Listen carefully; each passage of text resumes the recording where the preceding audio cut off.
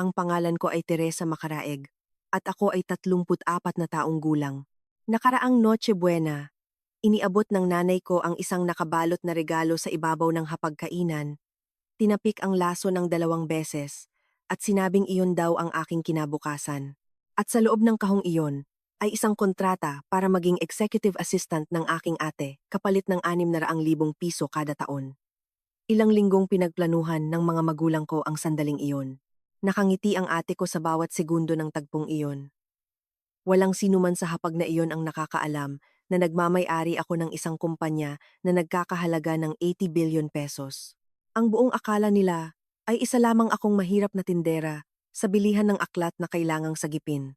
At hinayaan ko silang paniwalaan iyon dahil gusto kong makita ng mismong dalawang mata ko kung paano tratuhin ng pamilya ko ang isang taong akala nila ay walang-wala.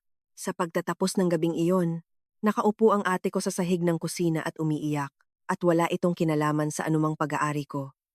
Ngunit heto ang hindi nila alam noong pumasok ako sa pintuang iyon. Ang kahon na may pangalan ko, ang pinakamaliit na sorpresa sa bahay na iyon. Maligayang pagbabalik sa mga kwentong kalmado at madrama, kung saan ang mga tahimik na babae ay nagkukuwento ng mga pangyayaring hindi inaasahan ng sinuman. Mga kwento tungkol sa pagtataksil ng pamilya at ang sandali kung saan tuluyan nang nagbabago ang lahat.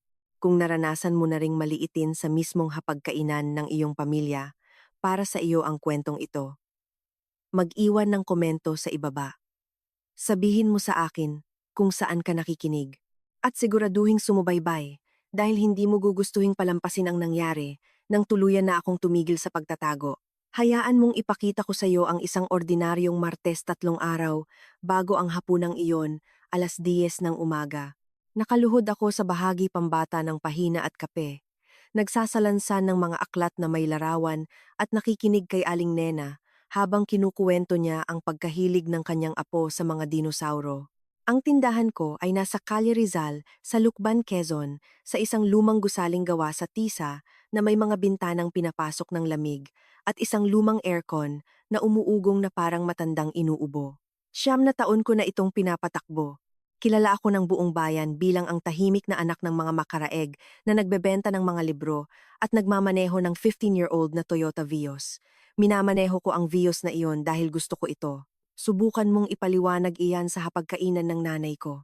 Heto ang bahaging hindi nakikita ng bayan. 4:00 ng hapong iyon.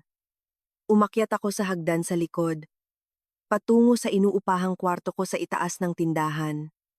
Binuksan ang aking laptop at inaprubahan ang acquisition sa isang malaking kumpanya ng mga truck sa Calabarzon sa halagang 2 billion pesos, isang e-signature.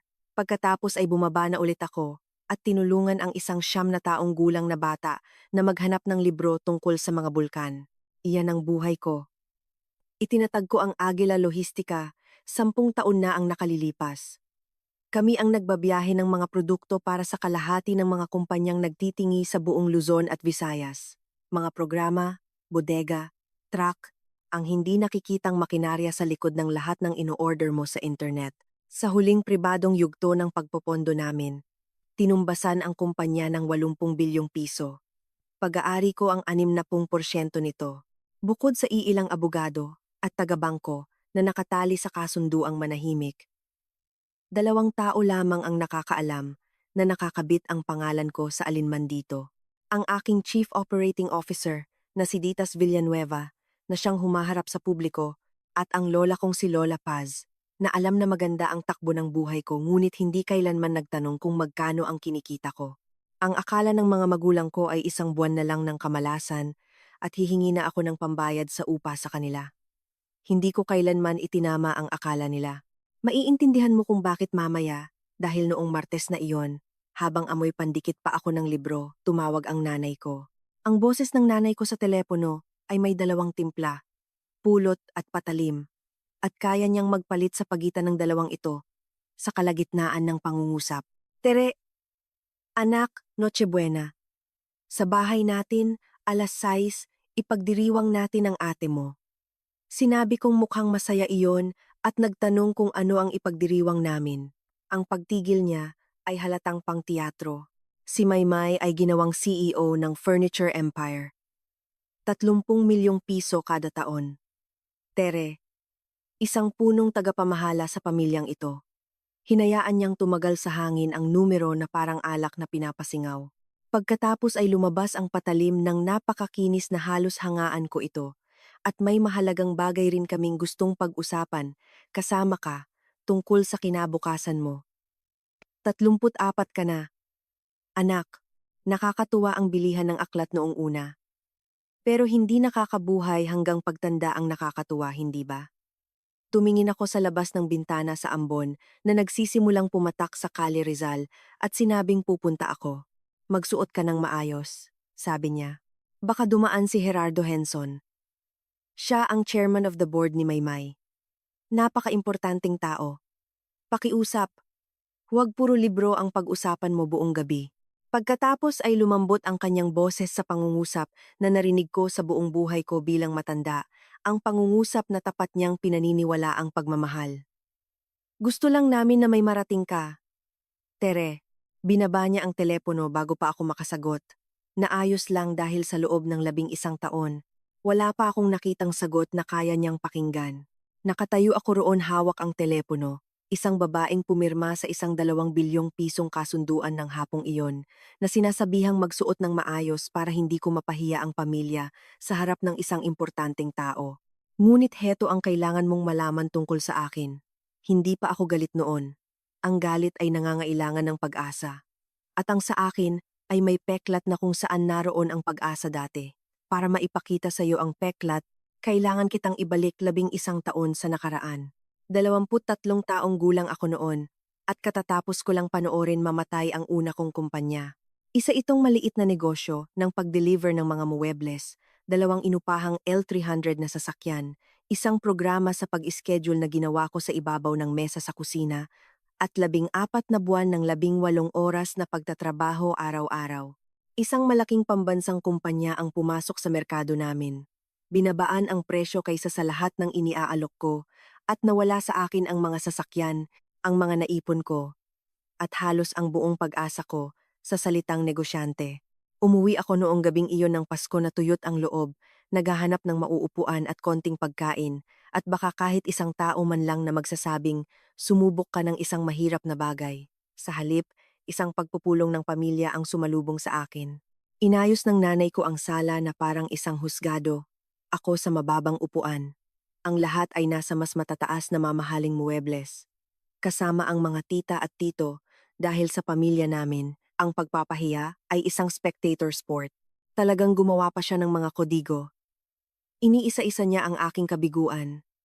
Ang utang sa bangko, ang kontrata sa upa na nilabag ko, ang kasintahan na ng iwan, ang bigat na nadagdag sa timbang ko, habang pinagmamasdan ng tatay ko ang kanyang mga kamay. At ang ate kong si Maymay, 26 noon, at isa ng tagapamahala sa distrito, ay walang sinabi kahit isang salita. Naaalala ko ang sarsa ng lechon na nanlalamig na sa mesa sa likod nila habang bumubuelo ang nanay ko para sa kanyang huling banat. Umabante siya. Hinawakan ang pareho kong kamay na para bang gumagawa ng kabutihan at sinabing, ang mga pangarap ay para lang sa mga taong kayang tustusan ang mga ito. Anak. Tumango ang lahat. Nagsalita pa nga si Tito Boying ng amen. Ginugol ko ang gabing iyon sa paghuhugas ng pinggan para walang makakita sa mukha ko. At sa pagitan ng malaking kawan ng lechon at ng mga bandehado ng hamon, may isang bagay sa loob ko na naging napakatahimik at napakalamig. Hindi na nila kailanman makikitang susubok ako muli. Hindi na nila ako makikita kailanman. Tapos, kung ang mga pangarap ko ay isang luho, ayos lang. Itatayo ko ang mga ito sa isang lugar kung saan hindi makakasilip ang pamilya ko. Heto ang hindi sinasabi sa iyo ng sinuman tungkol sa pagtatago. Nagsisimula ito bilang isang obaryo at tumitigas bilang isang baluti. At balang araw, mapagtatanto mong nakapagpatayo ka na pala ng isang kuta at doon ka na nakatira. Kumuha ako ng trabaho sa panggabing shift bilang tagapamahala ng isang bodegang bilihan sa labas ng Kalamba. Natutunan ko ang pasikot-sikot ng pagbabiyahe ng mga kargamento, sa paraang natututunan mo ang isang wika sa pamamagitan ng pagiging napaliligiran nito, at bahagyang nalulunod dito. Sa edad na 24, gumawa ako ng programa para sa ruta sa silid pahingahan na nagbawas ng 20% sa mga biyaheng walang karga. At sa halip na ibenta ito, itinago ko ito, nag-resign ako, at sinimulan ang Agila na may isang kliyente at isang computer. Mabagal ang paglago noong una, tapos biglaan, parang salamin na nabibiyak. Bumili kami ng nalulujing tagapamahala ng bodega sa ikatlong taon, 2 kumpanya ng mga truck sa ikalimang taon. Pagsapit ng ikapitong taon, umaalon pataas ang kalakalan sa internet at hinatak nito ang lahat ng aming pinagtagpi-tagpi at nagsimulang magsulat ang mga babasahin sa negosyo tungkol sa misteryosong nagmamay-ari ng Agila dahil inayos ko ang lahat dumaan sa mga patong-patong na kumpanyang nagmamay-ari sa Singapore. Si Ditas Villanueva, ang aking punong tagapamahala ng operasyon, ang naging mukha sa publiko, sa mga panayam, sa mga talumpati sa kumperensya, sa mga pakikipagkamay. Isang reporter sa Kalakalan ang nagbansag sa pinakamalaking nagmamay-ari bilang ang multo. Gusto ko ang multo. Ang multo ay hindi kailanman umuupo sa isang mababang upuan para husgahan. Simple lang ang panuntunan ko at gusto kong marinig mo ito dahil ito na ang pinakamalapit sa pag-amin na magagawa ko. Ang impormasyon ay kapital. Hindi ko kailanman hinayaan ang sinuman na makita ang bodega, hindi ang aking mga magulang, hindi ang mga lumang kaibigan, hindi ang mga lalaking nakarelasyon ko, na lahat kalaunan ay umalis sa paraang iiwan mo ang isang bahay kung saan nakakandado ang kalahati ng mga pinto. Ang unang bagay na binili ko gamit ang totoong pera ay ang gusaling gawa sa tisa sa Calle Rizal. At naglagay ako ng bilihan ng aklat rito dahil ito ang kaisa-isang negosyo na hindi kailanman kaiinggitan ng sinuman sa pamilya ko. Sa loob ng 10 taon, eksaktong isang tagalabas lang ang nakakita sa mukha ko sa loob ng silid pulungan ng Agila. Tandaan mo iyan, mahalaga siya mamaya. 2 araw bago mag-Noche Buena, 9:40 ng gabi, umilaw ang telepono ko dahil sa isang panggrupong mensahe mula sa nanay ko. Ang pangalan ng grupo ay Plano sa Noche Buena. At maipagpapalagay ko na lang na ginawa niya ito nang nagmamadali dahil may isang miyembro siyang nakalimutang tanggalin. Ako. Pumasok ang mga mensahe ng sunod-sunod at masigla. Una ang listahan ng pagkain, tapos ang ayos ng upuan, na naglagay sa akin sa pagitan ng nanay ko at ng asawa ni Maymay na si Carlo, na dapat ay naging una ko ng palatandaan dahil inilalagay mo lang ang isang tatakas na bilanggo sa pagitan ng 2 guwardiya. Pagkatapos ay heto mula sa nanay ko, bawat salita, kasama ang maliit na larawang hugis puso na ginagamit niya na parang bantas. Babasahin ni Kiko ang sulat pagkatapos ng panghimagas. Ibibigay ni Maymay ang alok. Huwag ninyong babanggitin ang trabaho bilang katuwang hanggang pagkatapos ng pagpupugay. Hayaan muna siyang makakain ng maayos na hapunan. At pagkatapos makalipas ang 30 segundo, ang mensahe na binasa ko ng mas maraming beses kaysa sa aaminin ko kailanman. Walang magsasabi kay Tere na isa itong intervention. Tatakas siya. Naupo ako sa gilid ng kama ko at pinanood ang 3 maliliit na tuldok na lumitaw at nawala. Nakita na ito ni Maymay. Nakita na ito ni Carlo.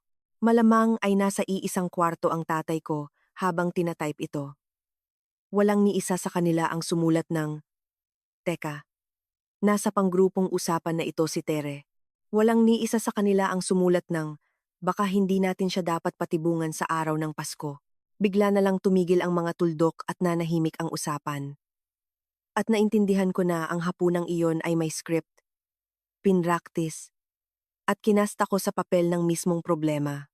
Isang sulat, isang alok, isang pagpupugay muna, para ang patibong ay mangyari habang busog ang tiyan. Inilagay ko ang telepono nang nakataob sa kumot at tinitigan ang kisame ko ng mahabang panahon. At heto ang bahaging hindi ko ipinagmamalaki. Sa ilalim ng sakit, malamig at mapagpasensya na parang isang libro ng kwenta, may nabuong ideya.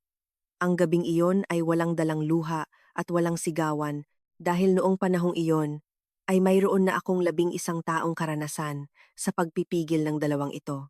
Ang ginawa ko ay gumawa ng desisyon na gugugulin ko ang susunod na linggo sa pagsasabi sa sarili ko na isa itong pananaliksik.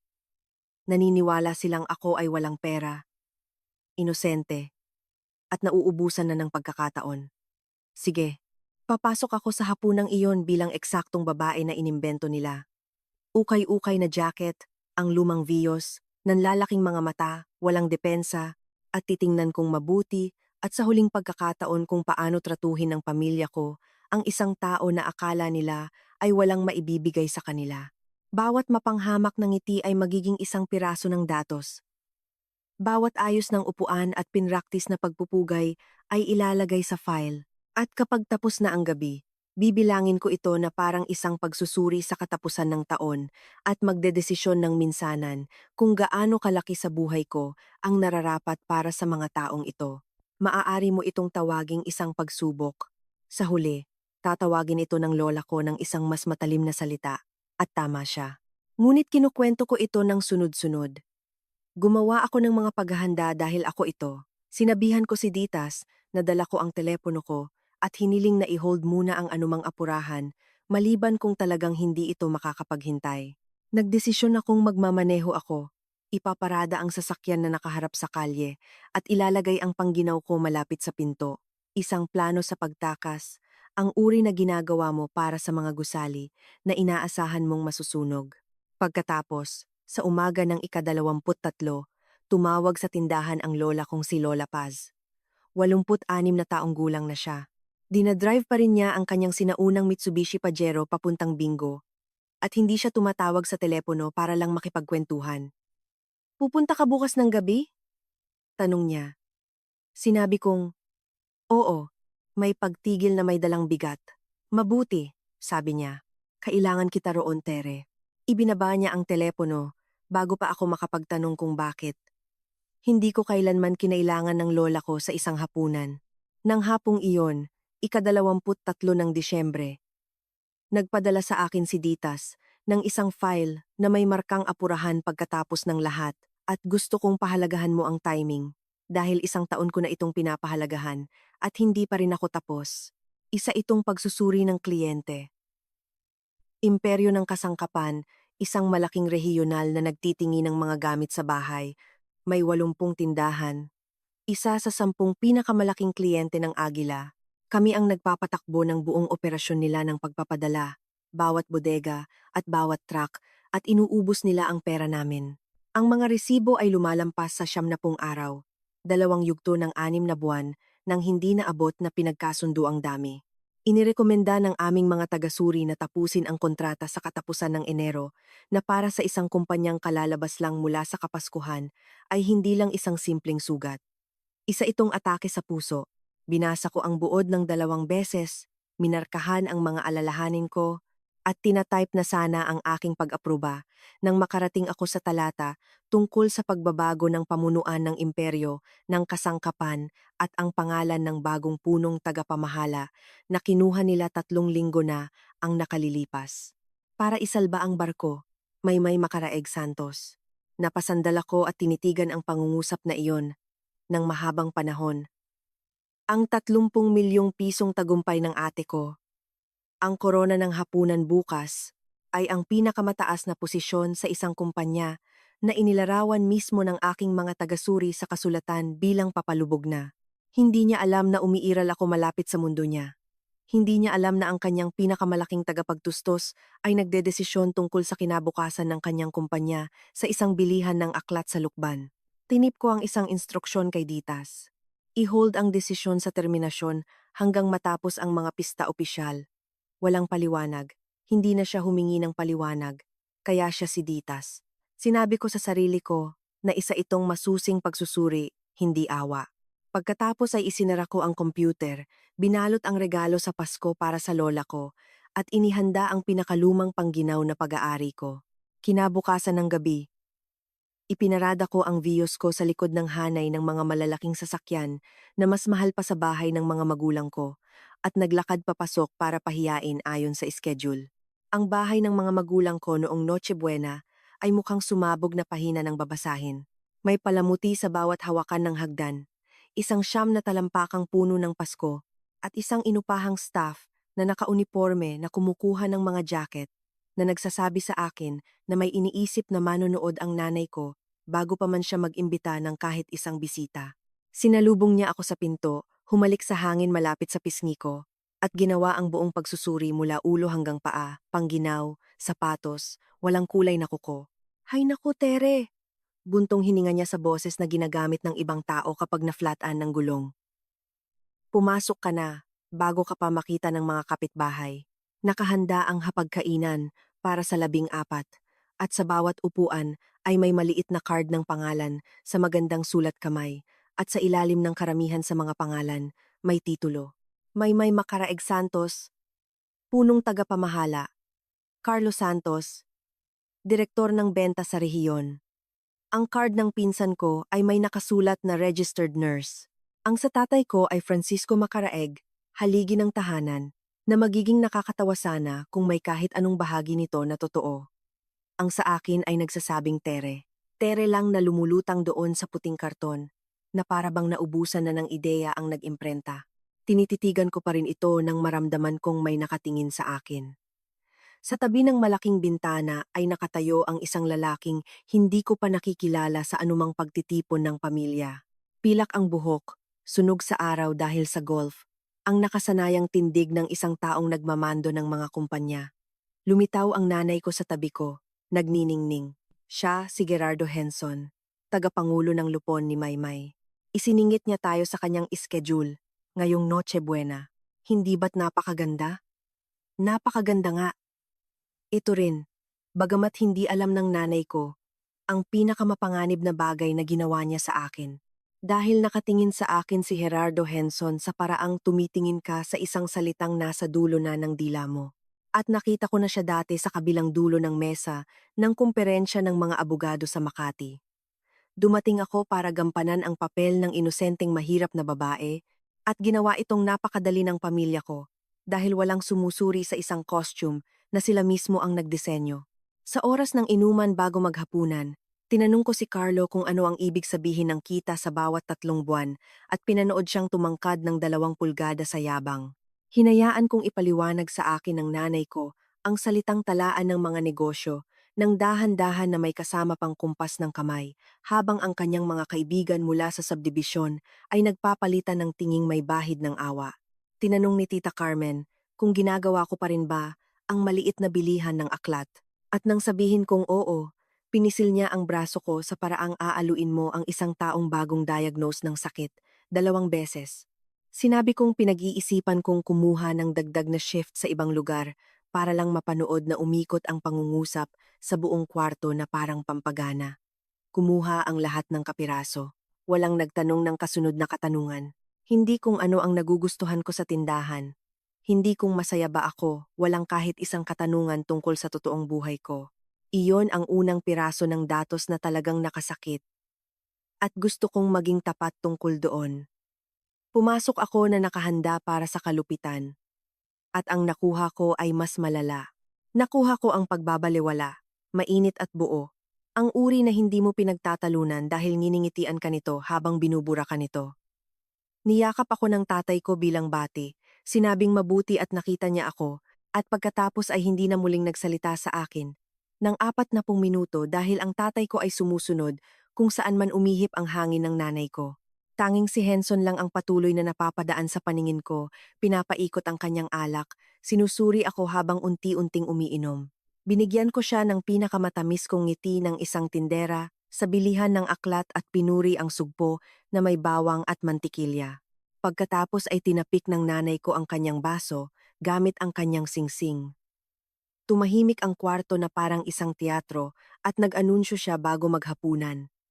Mayroon tayong maliit na tradisyon ng pamilya. Wala kaming ganoong tradisyon. Ngunit noong gabing iyon ay nagkaroon kami dahil ang gabing iyon ay may script.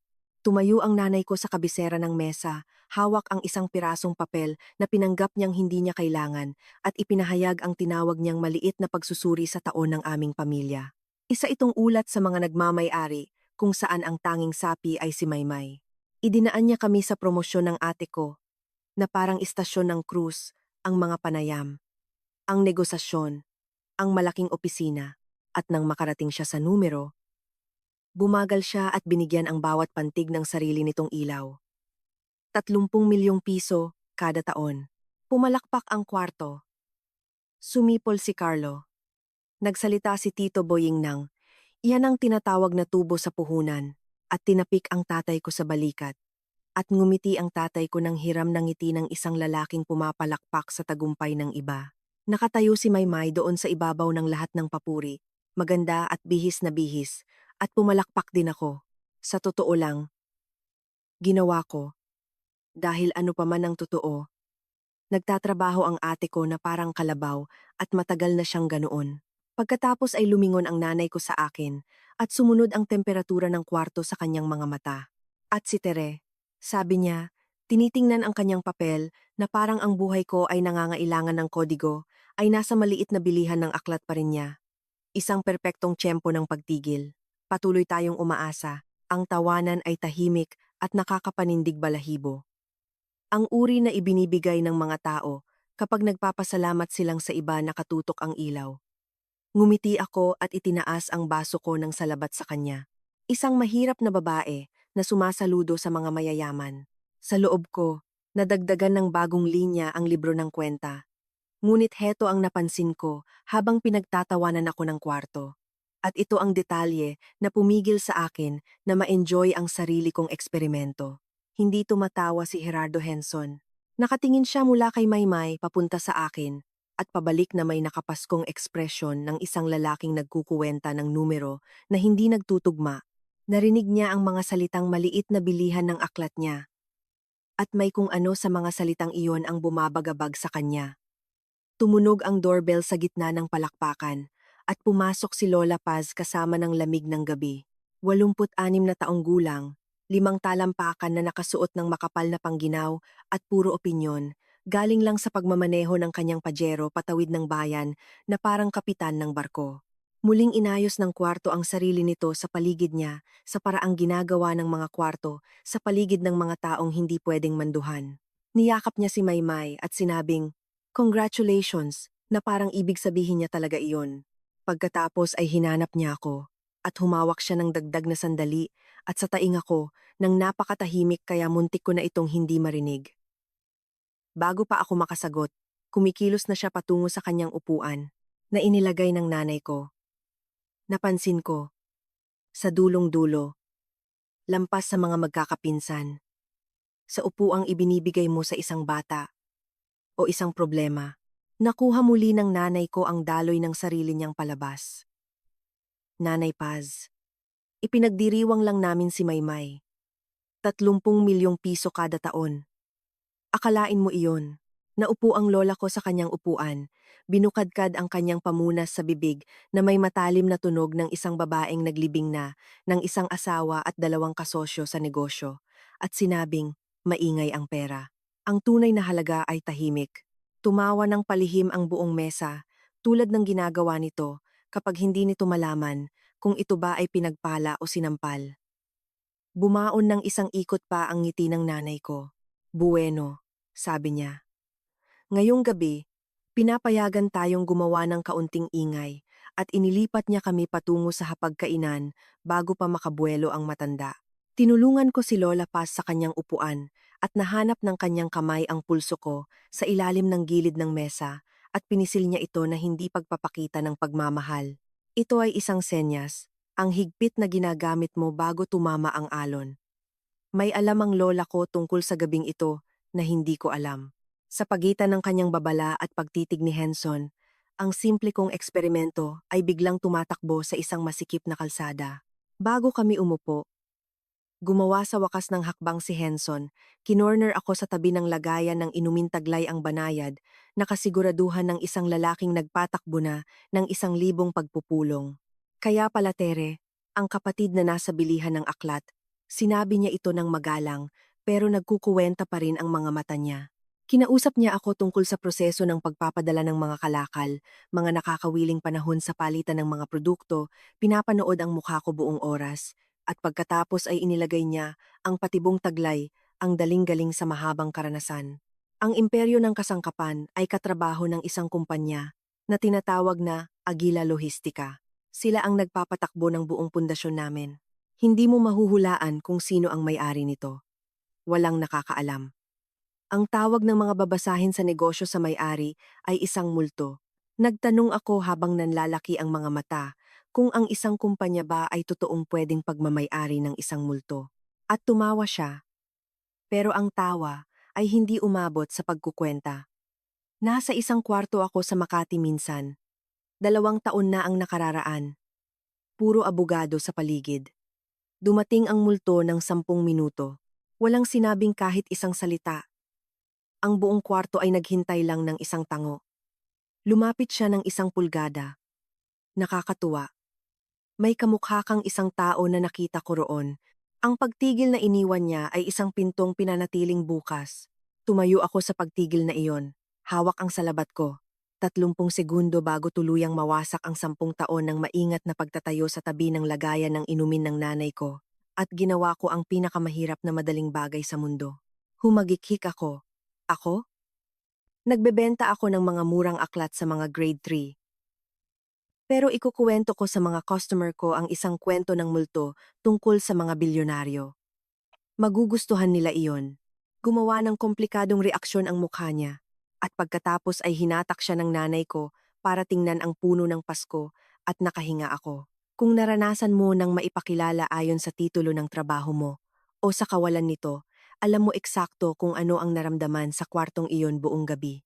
Sabihin mo sa akin sa mga komento kung ano ang tawag sa iyo ng pamilya mo sa kanilang hapag.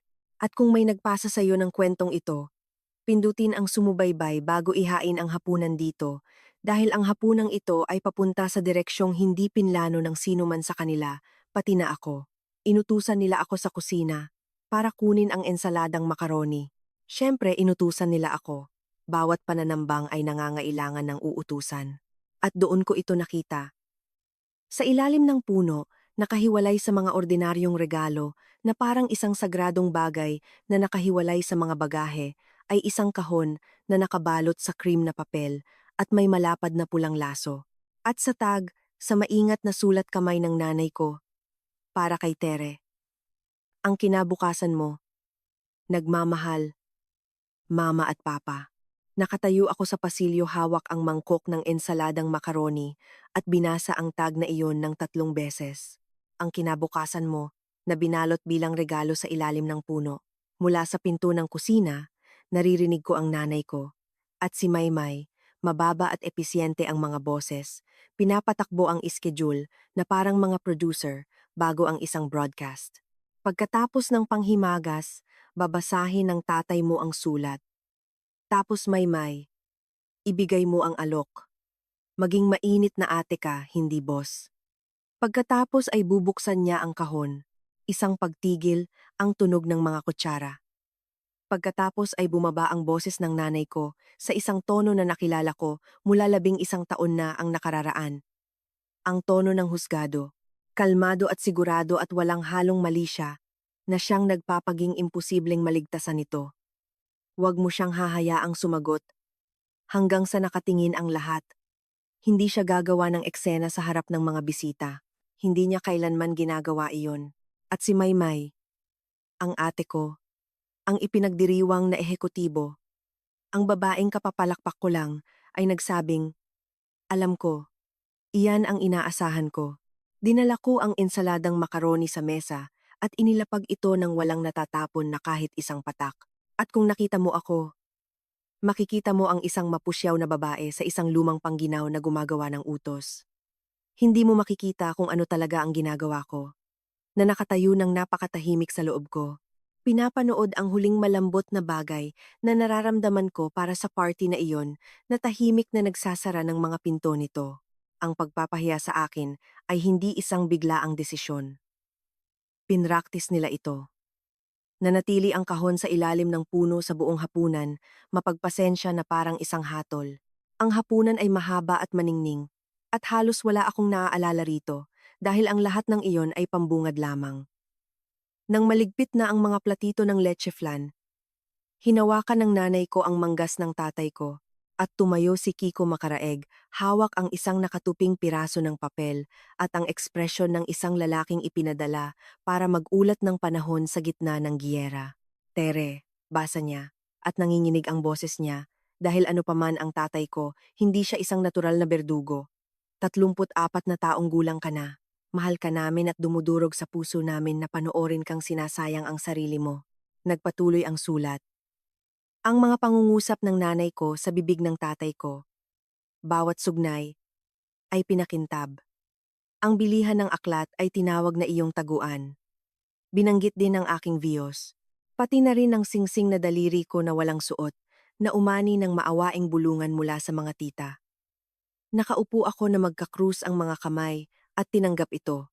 Piraso ng datos bawat piraso, habang sa paligid ng mesa, inayos ng bawat mukha ang sarili nito sa nag-aalalang awa na mula sa loob ay mukhang eksaktong isang manunood. Pagkatapos ay tumayo ang nanay ko dahil hindi kailanman hinahayaan ng bida na isara ng opening act ang palabas. Anak, hindi na namin gusto ng isa pang taon ng ganito kaya may ginawa kami. Sinabi niya ito ng nakataas ang baba. Isang babaeng nagpapakatapang para sa kapakanan ko. Gusto lang namin na may marating ka. Nandun na, ang moto ng pamilya na inialay sa akin na parang isang korona ng bulaklak. Tumango siya at naglakad si Maymay papunta sa puno at bumalik dala ang kahon na cream at may laso at inilapag ito sa harap ko. Sa loob, sa ibabaw ng papel ng imperyo ng kasangkapan, nakahimlay ang isang kasunduan sa trabaho. Katuwang ng punong tagapamahala. Sahod na 600,000 piso kada taon. Petsa ng pagsisimula ika-2 ng Enero. Direktang mag-uulat kay Maymay Macaraig Santos. Yumuko ang ate ko sa tabi ko. Mainit na parang sikat ng araw at sinabi ang pangungusap na pinraktis niya sa kusina. Hindi mo kailangang maging magaling, Tere. Kailangan mo lang maging malapit dito. Nakatingin pa rin ako sa kontrata sa maayos na linya ng pirmahan, kung saan nakasulat ang pangalan ko sa ilalim, sa 600,000 piso na iniaalok sa akin na parang salbabida, habang ang sarili kong kumpanya ay nagpapagalaw ng mas malaki pa roon. Bawat 4 na segundo ng bawat araw ng negosyo. Nang magdesisyon ang nanay ko, na nasasabik sa momentum, na kaya pa ng gabi ang isa pang anunsyo. At dahil magkakasama na rin lang tayo, sabi niya, may desisyon ang pamilya tungkol kay Lola Paz. Pinanood kong dahan-dahang umangat ang baba ng lola ko sa kabilang dulo ng mesa. Nakausap na namin ang isang kaibigan kong ahente ng lupa. Ngayong Enero, ibebenta na namin ang bahay sa Kalyeng Mabini. Ililipat si Nanay Paz sa isang sikat na bahay alagaan ng mga matatanda sa Tagaytay. May listahan sila ng mga naghihintay. Pero gumamit ako ng koneksyon, sabi niya. Gumamit ng koneksyon sa paraang sinasabi ng ibang tao na nagsagawa ng operasyon. Ang pera mula sa bahay ay magbibigay sa kanya ng maginhawang buhay. At sa totoo lang, ang lumang bahay na iyon ay nangangailangan ng pamilya, hindi ng isang biyudang nag-iisa roon, mahinahong sabi ni Lola Paz. Hindi ko alam na nagtanong pala ako. Tumawa ang nanay ko ng tawa na ginagamit niya para tabunan ng ibang tao. Nanay naman, maging praktikal tayo. Sino bang magmamantini sa bahay na iyon? Hindi si Tere. At dito siya lumingon sa akin, nakangiti, isinasama ako, at binitawan ito ng walang kahit 1 gramo ng kalupitan sa boses niya, na siyang bagay tungkol sa nanay ko na hindi ko kailanman maipaliwanag sa sinuman. Anak, hindi mo nga mabibili ang garahe eh. Tumawa ang buong mesa. Nag-alay ng pagpupugay si Carlo para sa mga bagong yugto. At tumingin ako sa dulo ng mahabang puting mantel sa lola ko, ang kaisa-isang tao sa pamilyang iyon na nagtago ng sikreto ko nang hindi nagtatanong na makita ang kahadeyero, nakaupo sa dulong upuan, pinapabenta ng komite sa pagitan ng leche flan at kape. At naintindihan ko sa wakas at nang buo kung bakit niya ako kinailangan doon ngayong gabi. Tapos na ang eksperimento ko. May ibang bagay na nagsimula. Ang sumunod na nangyari ay nangyari sa paraang palaging nangyayari ang pamimilit sa pamilya ko. Nang banayad mula sa lahat ng direksyon, nang sabay-sabay na ginagamit ang pagmamahal bilang dahilan. Naglabas ng ballpen ang nanay ko, hindi inialok. Inilabas ito, inilapag ng paanggulo sa ibabaw ng kontrata, sa isang perpektong anggulo, isang galaw ng stage manager. Pirmahan mo na ngayong gabi, anak. Simula ng bagong taon ng bago. Nagsalita si Carlo tungkol sa kaisipang umuunlad, sabi ni Tita Carmen. Ang mga ganitong pagkakataon ay hindi kumakatok ng 2 beses, iha, lalo na sa edad mo. Nagkomento si Tito Boying sa wala at sa lahat na may mga taong kailangang sipain ang pugad o hindi sila kailanman lilipad. At bumulong ang mesa ng amin nito. Ang parehong amin mula 11 taon na, ang nakararaan na tumanda na parang panis na alak. At lumuhod si Maymay sa tabi ng upuan ko. Talagang lumuhod. Ang postura na ginagawa mo sa mga bata at mga takot na aso. At ginawa ang kanyang huling argumento habang nagniningning ang kanyang mga mata. At talagang naniniwala akong sinadya niya ang bawat salita bilang kabutihan na siyang nakakatakot doon. Tere, alam kong pakiramdam mo ay maliit ito, pero nandun lang ako. Maituturo ko sa iyo ang lahat. Kung paano manamit, kung paano makipag-usap sa mga seryosong tao, kung paano makasama sa mga kwartong katulad ng sa akin, mga kwartong katulad ng kanya.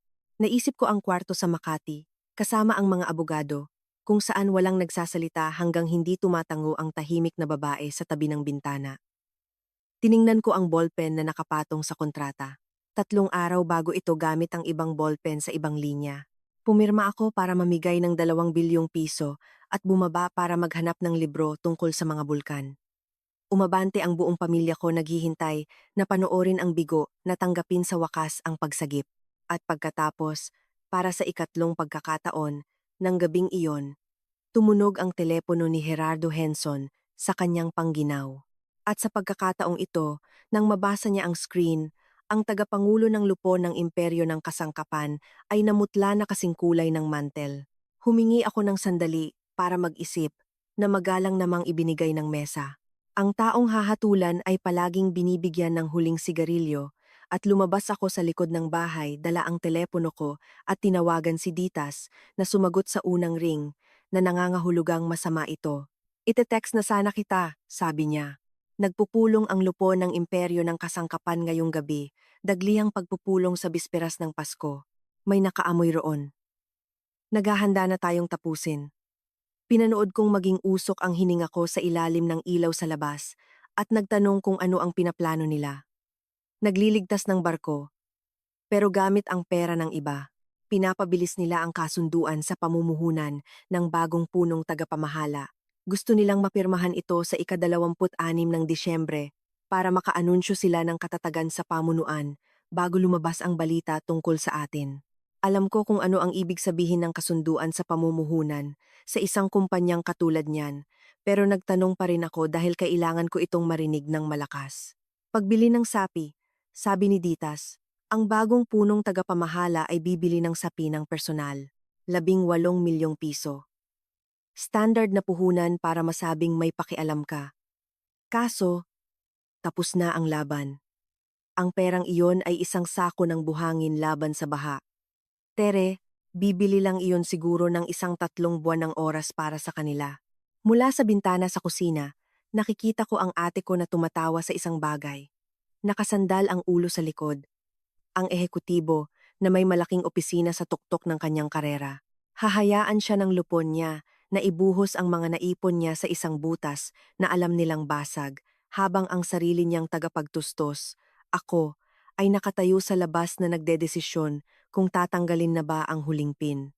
Kung tatapusin natin, magsasara sila pagsapit ng tag-araw, sabi ni Ditas. Diretso gaya ng dati. Kung tatahimik tayo, bibilhin ng ate mo ang papalubog na barko. Ano ang gusto mong gawin? Nagsimulang umambon. Sa loob, nilalagyan muli ng nanay ko ng alak ang baso ni Henson at sumusulyap sa labas. Nagtataka kung ano ang nagpapatagal sa kahiyahiyang bisita. Wala muna, sinabi ko kay Ditas. Panatilihin mong bukas ang telepono mo. Pagkatapos ay bumalik ako sa loob kung saan lumabas na hindi pa tapos ang gabi sa pag-corner sa akin. Hinarang ako ni Henson sa pasilyo sa pagitan ng kusina at ng hapagkainan. Isang kamay na magaan na nakahawak sa siko ko. Puro alindog, pero walang ibang laman ang mga mata, kundi pagkukwenta. Hiramin muna kita ng 1 minuto. Sa study room ni Kiko, hindi ito magtatagal. Ang isang tagapangulo ay hindi nagtatanong. Siya ay nag-i-schedule. Hinayaan ko siyang idirekta ako papasok sa maliit na kwarto ng tatay ko. Mga tropeo sa golf, Isang mesa na walang nagsusulat, ang amoy ng carpet at lumang kasiguraduhan. At isinara niya ang pinto ng may lagitik na nagpabago sa gabi. Walang pambungad sa pagkakataong ito, na wala ang alindog na parang hinubad na pangginaw. Makati, sabi niya. 2 taon na ang nakararaan. Setyembre ika-30 palapag. Gomez at Reyes. Isang pagpupulong para sa pondo ng isang pagbili na ginagawa ng panig mo. Ang mga naroon ay 4 na abogado, 2 taga-bangko, ang punong tagapamahala ng operasyon mong si Villanueva. Inisa-isa niya sila sa kanyang mga daliri. Nakatingin sa akin. At isang babae na dumating ng huli, naupo sa ikatlong upuan mula sa bintana, at hindi kailanman nagsalita ng kahit ano. At nang magbago ang mga kondisyon sa huling sandali, ang bawat tao sa kwartong iyon, pati na ang 2 katuwang na tagapamahala na naniningil ng 50,000 kada oras, ay tumigil sa pagsasalita at tumingin sa kanya at naghintay. Tumango siya ng isang beses at gumalaw ang 3 bilyong piso. Humakbang siya palapit ng 1 pulgada, binababaan ang kanyang boses na para bang baka tumestigo ang mga tropeyo sa golf.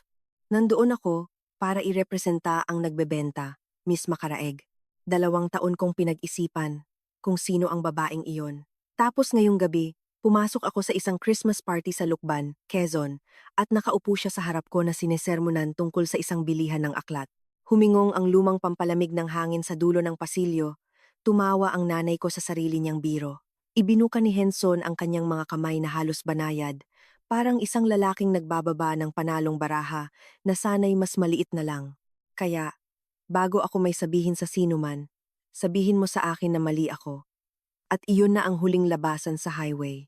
Gusto kong maging tapat sa iyo tungkol sa sandaling iyon dahil iyon ang bisagra kung saan umikot ang natitirang bahagi ng buhay ko. Pwede sana akong magsinungaling.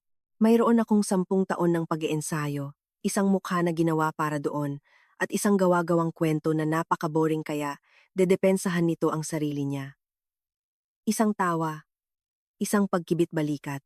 Nahuli mo ako. Sumilip ako sa isang mataas na building. At pagdududahan na sana ni Henson ang sarili niyang alaala, pagsapit ng hating gabi dahil mas gugustuhin palagi ng mga mayamang lalaki na pagdudahan ang isang alaala kaysa maniwala na mas mataas sa kanila ang posisyon ng isang babae na nakasuot ng lumang pangginaw. Tatagal sana ang kuta. Walang sino man ang makakaalam kailanman. At nakatayo ako sa kwarto ng tatay ko sa bahay kung saan ako natutong magtago at narinig ko ang boses ng lola ko mula sa unahan ng sarili kong alaala. Manatili kang malapit ngayong gabi at pagod na ako. Pagod hanggang buto, pagod ng maging multo sa bawat mesa na itinayo ko at sa bawat mesa kung saan ako pinanganak. Kaya sinabi ko ito. Ikatlong upuan mula sa bintana. 2 kumpas ng katahimikan. Pagkatapos ay tumanda at gumaan ang pakiramdam ni Gerardo Henson nang sabay, isang lalaking nanonood ng isang lottery ticket at isang utos ng korte na dumating sa iisang sobre. Diyos ko, sabi niya, ikaw ang multo. Ang sunod niyang ginawa ay nagsabi sa akin ng lahat tungkol sa kanya at tungkol sa mundong sinasamba ng nanay ko dahil hindi siya humingi ng tawad para sa gabing kakatapos lang niyang panoorin na ipinaranas nila sa akin. Nakipagnegosasyon siya pababa ang boses, nakabuka ang mga kamay. Ang pag-ikot ay napakabilis kaya sumipol ito. I-extend ang kontrata, bulong niya. Bigyan ng hangin ang imperyo ng kasangkapan hanggang sa ikalawang yugto ng taon. At walang dahilan para may sinuman na kailangang makarinig tungkol sa hindi magagandang nangyari ngayong gabi. Wala ring dahilan para abalahin ang sinuman sa mga detalye ng kasunduan sa pamumuhunan. Ang pagbili ng sapi ay magpapatibay sa tulay, sabi niya. Talagang sinasabi ito ng malakas. At ang ate mo ay mapapanatili ang kanyang malaking trabaho. Lahat panalo, nandun na inialok sa akin na parang tsokolate sa ibabaw ng unan. Ang sikreto ko, ang naipon ng ate ko, at ang kanyang papalubog na barko. Lahat ay nakatali sa iisang laso. Tiningnan ko siya ng mahabang sandali. I-enjoy mo ang hapunan, Jerry, sabi ko, at naglakad palabas ng kwarto at naiwan doon ang luma kong buhay. Hindi ako bumalik sa mesa. Lumabas ako sa pintuan sa likod papunta sa lamig. Walang pangginaw. dahil kailangan ko ng hangin na hindi pa nahihinga ng sino man sa bahay na iyon. At nakita ko ang upuan sa labas na may nakaupo na. Nakaupo si Lola Paz sa lumang silyang tumba-tumba na nakasuot ng makapal na pangginaw. Ang mga nakagwantes na kamay ay nakapulupot sa isang tasa ng salabat na nanlamig na, nakatingin sa ambon na parang may utang ito sa kanya. Naupo ako sa tabi niya. Sa loob ng ilang sandali, walang nagsalita sa aming dalawa, na para sa lola ko ay isang kumpletong pag-uusap.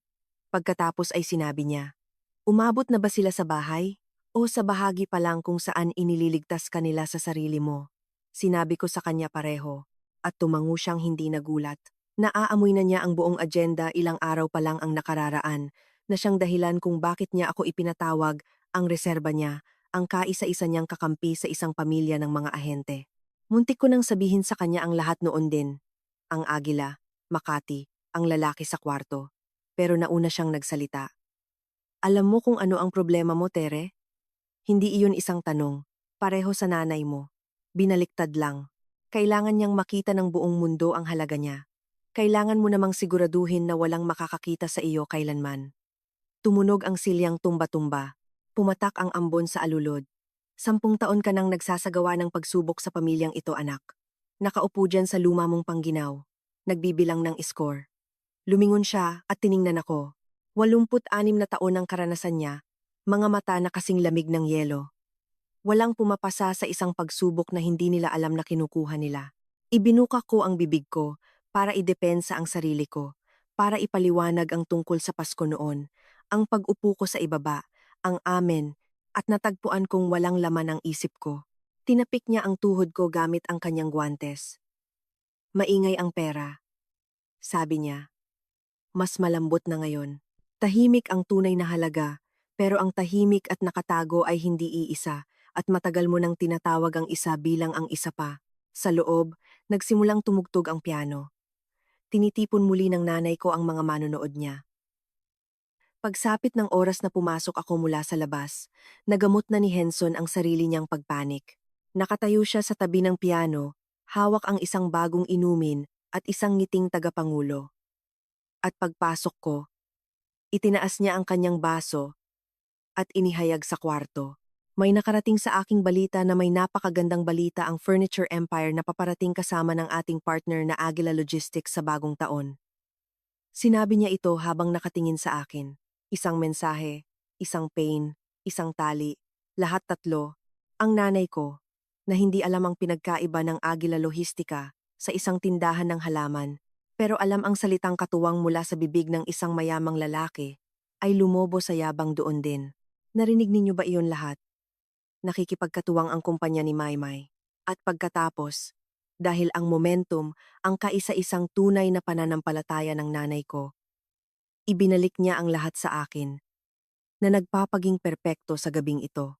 "Tere, mainit pa ang ballpen, anak." Lumipat na ang kontrata sa takip ng piano, kasama ang laso at lahat, at nakapatong ang ballpen dito.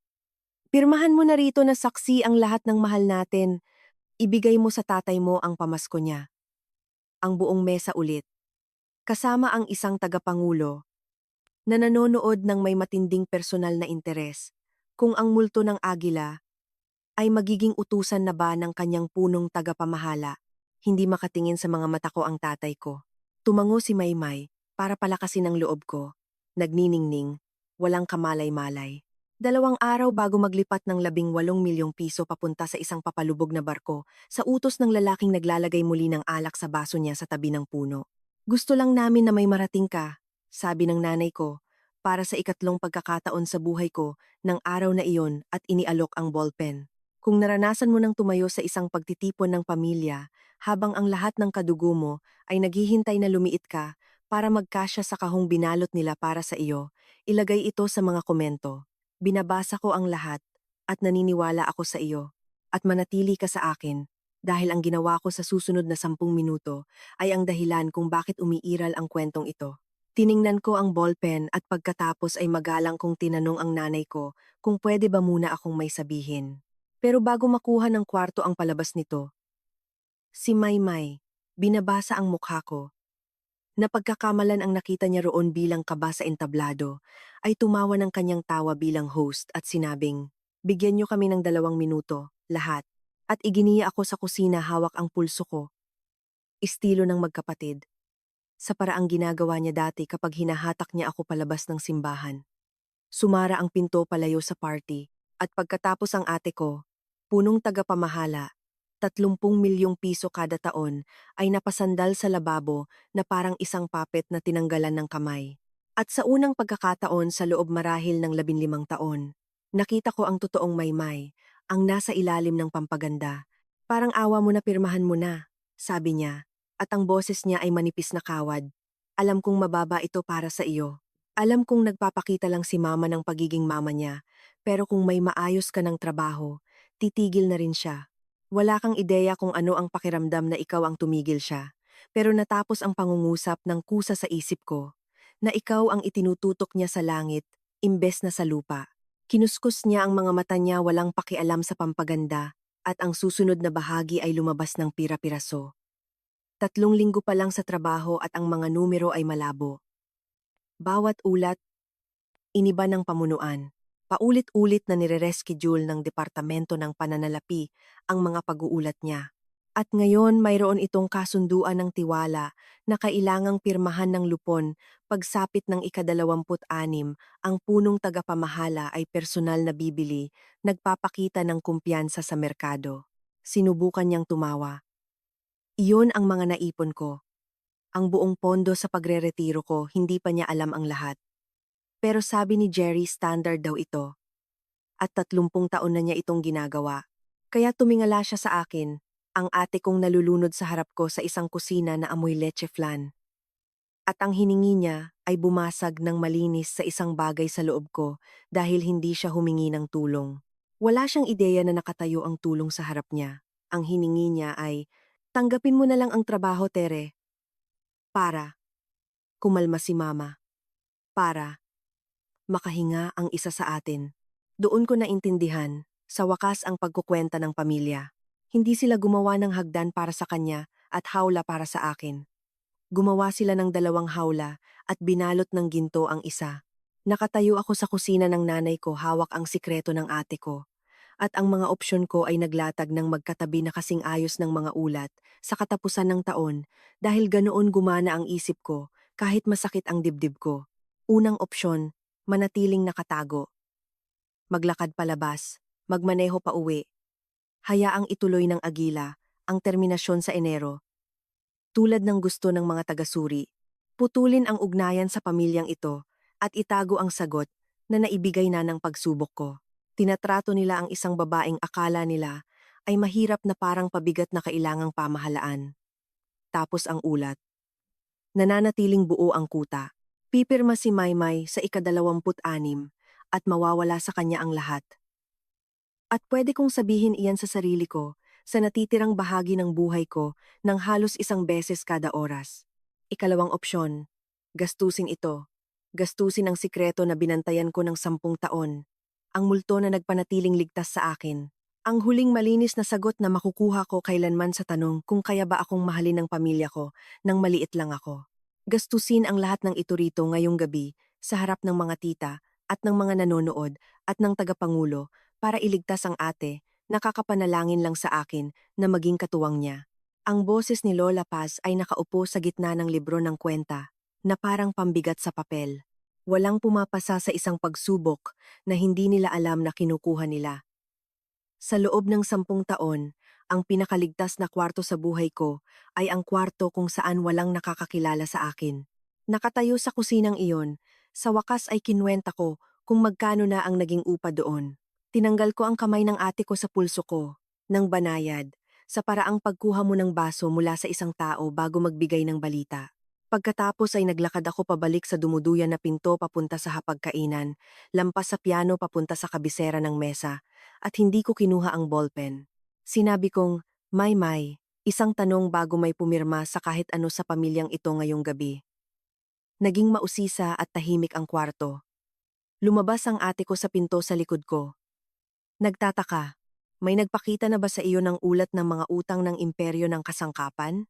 Ang totoo, hindi ang bersyon ng pamunuan. Sa kabilang dulo ng kwarto, ibinaba ni Gerardo Henson ang baso niya nang napakabilis kaya lumagutok ito sa takip ng piano. Tere, sumitsit ang nanay ko. Umupo ka. Pero nanatili akong nakatayo at pinanatili ko ang boses ko sa eksaktong tono na ginagamit ko sa pagbabasa ng kwento sa mga bata dahil walang nakakagulo sa maingay na tao kundi ang pagiging kalmado. Accounts receivable na lumalampas sa 90 days. Sabi ko kay Maymay. Kay Maymay lang. Dalawang magkasunod na quarter ng hindi na-meet na quota sa pinakamalaking supplier ng logistics mo, mga inventaryo sa bodega na naipon ng 2 season ang lalim dahil bumagsak ang sales noong tag-ulan at isang credit line na maxed out na siyang dahilan kung bakit 3 linggo matapos kang i-hire. Biglang kailangan ng board mo na ang bago nilang CEO ay magsulat ng personal na tseke na nagkakahalaga ng 18 million pesos at tawagin itong investor confidence. Bumagsak ang mga salita sa mesa na parang mga nabitawang kubyertos. Suminghal si Carlo. Saan nanggagaling ito? Sa Facebook. Bumulong si Tita Carmen ng kung ano tungkol sa pagkainggit.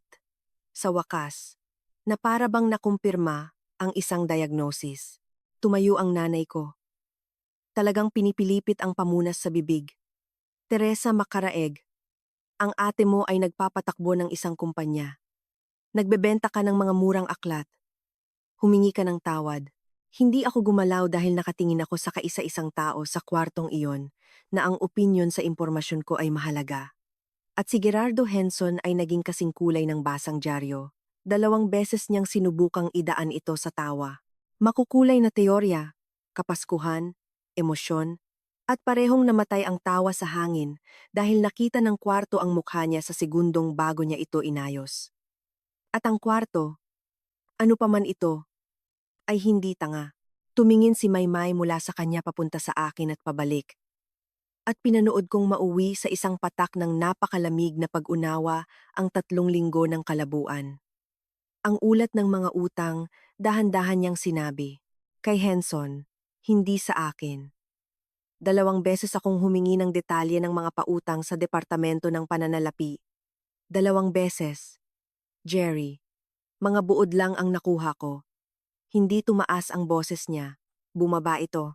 At sa isang kakaiba, nakaka-proud na sandali, tunog na tunog siya ni Lola Paz. Bakit alam ng kapatid ko ang mga numero ko? At nandun na. Dumating na sa wakas ang katanungan, nakatayo sa gitna ng Noche Buena ng nanay ko, parang isang estranghero na walang nag-imbita. Bawat mukha sa mesang iyon ay lumingon sa akin. Huminga ako ng malalim. 10 taon ang haba. Dahil akin ang Agila Lohistika. Sabi ko, isang pangungusap at huminto ang kwarto na parang tinanggalan ng saksak. Ako ang nagtatag nito 10 taon na ang nakalilipas. Pag-aari ko ang 60% nito. Ang kumpanya ko ang nagpapatakbo ng bawat bodega at bawat truck na meron ang imperyo ng kasangkapan. At 3 linggong pinag-isipan ng mga taga-suri ko kung puputulin na ba nila ang kumpanya mo, Maymay. Kaya ko alam ang mga numero mo. Dumadaan ito sa mesa ko bago dumaan sa iyo. May tunog ang katahimikan. Ito ang tunog ng yelong gumagalaw sa 14 na inabando ng baso. Tumawa ang nanay ko. Gusto kong maintindihan mo. Talagang tumawa siya. Isang maliwanag at sosyal na halakhak at tumingin sa paligid ng mesa na inaanyayahan ang lahat na sumali dahil ang pangungusap na sinabi ko ay hindi maipaparada saan man sa unibersong ginagalawan niya. Tere anak ang Agila ay iyon ay 1 bilyong pisong kumpanya. Jerry, sabihin mo sa kanya. Lumingon siya sa kanya. Nakangiti pa rin, iniaalok ang sandali na parang isang plato na kailangang kunin. At tumingin sa akin si Gerardo Henson, isang mahabang tingin, ang kwarto ng aking tatay Makati. Ang buong pagkukwenta sa wakas ay nagbalanse, at sinabi ang kaisa-isang salita na naiwan sa kanya. Makati. Pagkatapos ay umupo siyang maingat, parang isang lalaking nag-iingat sa masakit na likod, at inilagay ang inumin niya sa sahig sa tabi ng upuan niya. Nanatili ang ngiti ng nanay ko ng 3 segundo matapos mawala ang lahat ng nasa likod nito. Pinanood kong mangyari ito, at gusto kong maging tapat sa iyo gaya ng pinangako ko sa simula. Habang pinapanood ko iyon, wala akong naramdamang tagumpay kahit kaunti. Naramdaman kong gumuho ang sahig ng 10 taon dahil ang mukha niya ay nagmula sa panghahamak patungo sa pagkagulat. At pagkatapos, ito ang bahaging naging kapalit sa akin patungo sa pagkukuwenta, sa pagbibilang. Pinanood kong simulang suriin muli ako ng sarili kong nanay habang nangyayari, sa paraang sinusuri muli ng mga mata niya bilang ahente ang isang bahay kapag gumanda ang presyuhan sa paligid, at naintindihan ko ng may perpektong linaw ang presyo ng bagay na kakatapos ko lang gastusin. Hindi ko na kailanman malalaman kung aling bersyon ng pagmamahal niya ang para sa akin at kung alin ang para sa numero. Ang sagot na iyon ang buong punto ng pagsubok ko. At nasunog ito kasama ng kuta.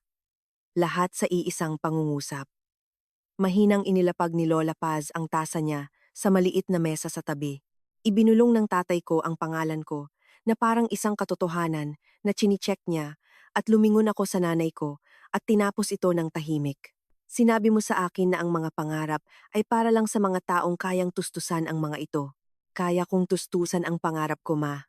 Hindi ka lang nagtanong kailanman. Nakabawi ang nanay ko sa paraang nakakabawi ang lagay ng panahon. Buo, agaran, walang hiya. 10 segundo ng patay na hangin, at pagkatapos ay dumating ang mga luha. Eksakto sa schedule, at umikot siya sa mesa nang nakataas ang parehong braso. Ang anak ko, ang aking matalino, at malihim na anak. Alam ko na, palagi kong sinasabing may mararating ka, hindi ba, Kiko? Hindi ba palagi kong sinasabi? Humakbang ako patalikod. Isang hakbang, maliit at kumpleto, at pinigilan siya nito sa kalagitnaan ng pag-abot. Hindi, sabi ko, at walang galit doon, na sa tingin ko, ay kung bakit ito gumana. Wala kang karapatang ipagmalaki ako ngayong gabi. 1 oras na ang nakalipas. Ako ang nabigo mong anak. Binalot mo ang aking pagsagip sa isang laso, at pinraktis ang pananambang sa akin sa kusina. Ang tanging nagbago mula noon hanggang ngayon ay ang numero. Bumuka ang bibig niya. Sinabi ko ang natitira bago pa ito makapagsalita. Palagi akong may nararating. Ma, hinihintay mo lang ang numero. Tinitigan ni Tita Carmen ang mantel. Ibinaba ni Carlo ang telepono niya at kinuha ko ang kontrata. Ang kinabukasan ko sa kabaong nitong cream at may laso, tinupi ito ng maayos sa orihinal nitong tupi at inilapag ito sa tabi ng plato ko, pantay sa gilid ng mesa, sa paraang pagbabalik mo ng isang bagay na hiniram. Ang sagot ay hindi sa trabahong ito at sa isa pang alok na nakuha ko ngayong gabi. Sumulyap ako kay Henson. Nakaparada pa rin sa upuan niya. Ang alok kung saan tatahimik ako. At lahat ay panalo. Lumingon ang nanay ko sa tatay ko. Binubuksan ang channel na ginamit niya ng 40 taon. Kung saan uubo si Kiko at ibabalik ang kaayusan sa pamilya pabor sa kanya. At tumayo ang tatay ko. Tiningnan ang asawa niya. At sa unang pagkakataon sa buhay kong nakasaksi ay lumabas sa script. Sylvia, umupo ka. Tahimik. Hindi malupit. Talagang hindi pa nangyari kailanman. Umupo ka at hayaan mong magsalita ang bata. Binasa ko ang sulat na iyon ngayong gabi dahil sinabi mo sa akin na kailangan siyang iligtas. Tiningnan niya ako at nanginig ang baba niya. Sa tingin ko ay dapat nating marinig kung ano sa palagay niya ang kailangang iligtas sa kwartong ito. Umupo ang nanay ko. Mukhang nakinig ng maigi ang mismong bahay at humarap ako sa tagapangulo. Jerry, umayos siya ng upo na parang isang lalaking tinawag sa klase. Heto ang mangyayari ngayon. At pwede kang magdesisyon sa harap ng mga saksi na pinagsadyaan mo ng palabas buong gabi. Pinanatili kong pantay ang boses ko. Diretsahang pangsilid pulungan. Walang palamuti, dahil sapat ng palamuti ang mga numero. I-extend ng agila ang kondisyon sa pagbabayad ng imperyo ng kasangkapan ng 70 araw at pananatilihin ang kontrata sa unang 3 buwan. 2 kondisyon. Una, mawawala ngayong gabi ang kondisyon sa pagbili ng sapi sa bago ninyong punong tagapamahala. Hindi siya maglilipat ng kahit piso kailanman. Pangalawa, isang malayang pagsusuri. Kumpanya na pipiliin ko. Buong kalayaan sa pagsusuri. Bukas ang mga libro kay Maymay, pagsapit ng 15 ng Enero. Magpapatakbo siya ng totoong kumpanya na may mga totoong numero. O pwede mong ipaliwanag sa lupon mo kung bakit ang pinakamalaking tagapagtustos ninyo ay nagpadala ng liham ng pagtatapos noong ika-26 ng Disyembre at kung bakit ka nakaupo sa mesang ito buong gabi habang pinapanood. Na masolusyunan ang mga problema ng lupon ninyo gamit ang kanyang pondo sa pagreretiro. Hinayaan ko itong manatili sa hangin. Mayroon ka hanggang lumamig ang kape. Walang huminga. Tumingin si Henson sa paligid ng mesa sa mga tita. Sa tatay ko na nakatayo pa rin sa tabi ng piano kung saan ginawa ang pagpupugay. Isang tagapangulo na nakatuklas na ang isang Noche Buena ay tahimik na naging pinakamahalagang pagpupulong ng lupon sa buong taon niya na may kalaban na mayorya na binubuo ng isang tao. Kinuha niya ang inumin niya mula sa sahig, inilapag ito sa mesa, at sinabing, "Ganoon lang, abo, at maliit, at ang ate ko, 30 milyong piso kada taon, malaking opisina, ay gumawa ng tunog na hindi ko narinig sa kanya mula noong bata pa kami. Kalahating sinok, kalahating hikbi, at naglakad palabas ng hapagkainan papunta sa kusina kung saan tuluyan ng bumigay ang mga binti niya. At dumausdos siya pababa sa mga aparador hanggang sa sahig at naupo doon sa baldosa, umiiyak sa kanyang mga kamay habang suot ang maganda niyang damit. Sinabi ko sa iyo sa umpisa, sa pagtatapos ng gabi, nakaupo ang ate ko sa sahig ng kusina at umiiyak at wala itong kinalaman sa anumang pag-aari ko. Umiiyak siya dahil may isang tao sa wakas na tumayo sa pagitan niya at ng mga taong gumagastos sa kanya. Hindi lang talaga sumagi sa isip niya na ako iyon. Naupo ako kasama si Maymay sa sahig ng kusina ng ilang sandali. May mga bagay na ginagawa mo ng nakapormal, may mga bagay na ginagawa mo sa isang lumang pangginaw. Lumalabas na ang bagay na ito ay gumagana sa pareho. At nang umayos ang paghinga niya, kinuha ko ang pangginaw ko sa inupahang binatilyo at lumabas sa harapang pinto papunta sa ambon. Sinundan ako ng nanay ko. Siyempre, sinundan niya ako. Pero nang makarating siya sa garahe, hindi siya umarte. Nakatayo lang siya roon sa ilalim ng ilaw sa labas nang magkakrus ang mga braso laban sa lamig.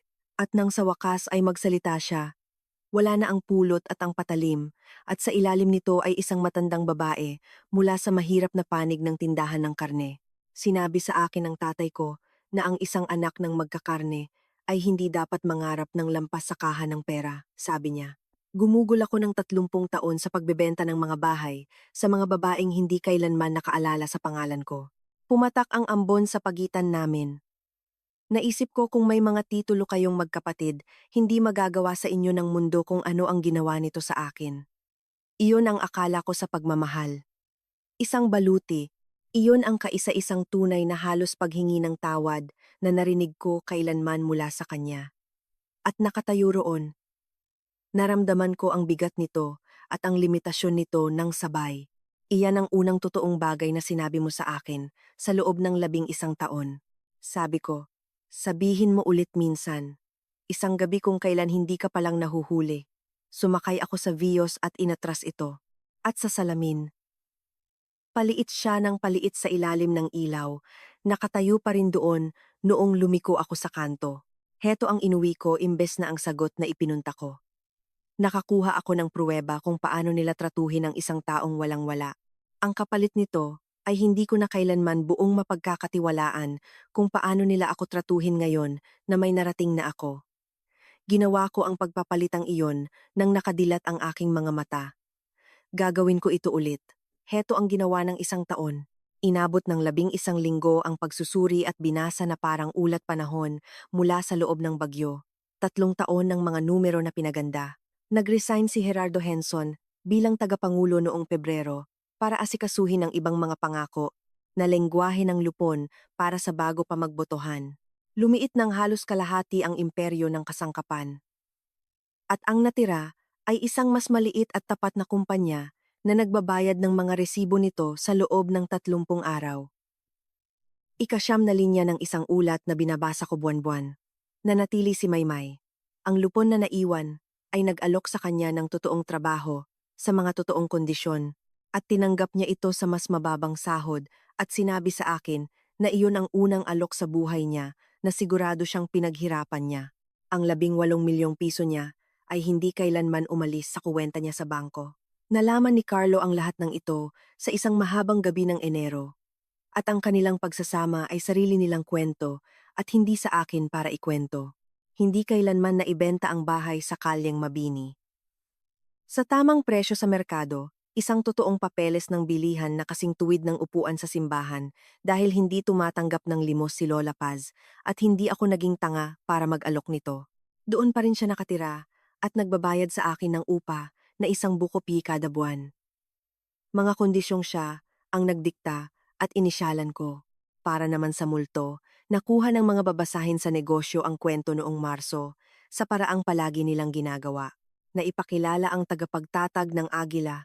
Pinag-usapan ito sa bayan namin ng mga 2 linggo at pagkatapos ay ginawa ng lukban ang magandang bagay na ginagawa ng mga probinsya at iyon ay ang magdesisyon na luma na ang balita mo. Bukas pa rin ang bilihan ng aklat mula Martes hanggang Linggo.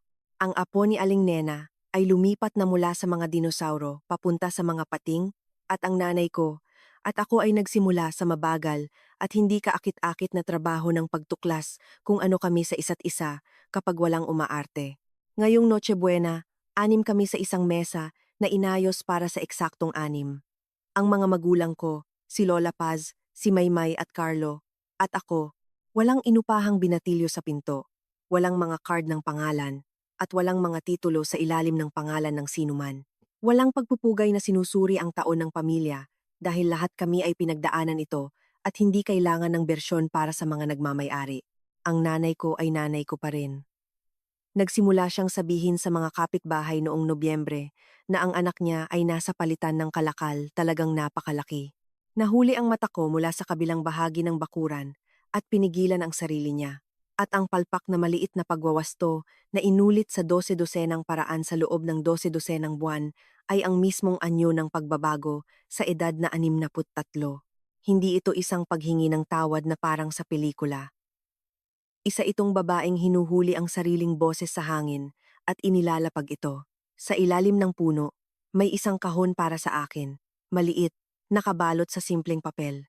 Sa loob ay isang lumang kopya ng nobelang dekada, 70, ang mismong kopya na hiniram ko sa aklatan nang paulit-ulit noong 12 taong gulang ako, ang taon na sinasabi niya dati na ang pagbabasa ay hindi makakabayad ng kahit ano. Sa unang pahina ay isinulat niya. Tama ka tungkol sa halaga ng mga bagay. Nagmamahal, Mama. Sa hapunan, may isang kapitbahay na dumaan dala ang mga biskwit at ipinakilala ako ng nanay ko at pinanood ko siyang gawin ito. Ito ang anak ko, si Tere. Siya ang pinakamagaling magbasa na kilala ko. Walang titulo, walang numero, iyon lang. At pagkatapos ay pinisil niya ang balikat ko at kumuha ng kape. Nahuli ko ang mata ni Lola Paz sa dulo ng mesa at kumindat ng dahan-dahan na parang parola. Maingay ang pera, sinabi niya sa pamilyang ito noon. At ang tunay na halaga ay tahimik. Ngayong taon, sa unang pagkakataon sa alaala ko, sa wakas ay ibinaba ng pamilya ko ang boses nito at tumigil na ako sa pagtatago sa loob ng katahimikan. Kung ang mga taong mahal mo ay nakikita ka lang kapag nagniningning ka, ang pinakamatapang na bagay na magagawa mo ay hindi ang pagtatago ng ilaw mo at hindi rin ang pagbubulag sa kanila nito. Ito ay ang pagtayo sa gitna, kung saan ka nakikita ng buong buo at paghayaan silang pumili kung ano ang gagawin nila sa nakikita nila. Iyan ang kwento ko. Isang hapunan, isang kahon na may pangalan ko, at isang pirma na hindi ko kailanman ibinigay. Kung sinusukat ka lang ng isang tao sa hapag ninyo, batay sa mga titulo at sweldo, hayaan mong ang gabing ito ang maging senyales mo para tumigil na sa pagpapaliit ng sarili mo. I-share ang video na ito sa isang taong nangangailangan nito. Sabihin mo sa akin ang kwento mo sa mga komento. Binabasa ko ang lahat at pindutin ang sumubaybay dahil marami pang mga tahimik na babae na may maiingay na kwento mula rito. Magkita tayo sa susunod.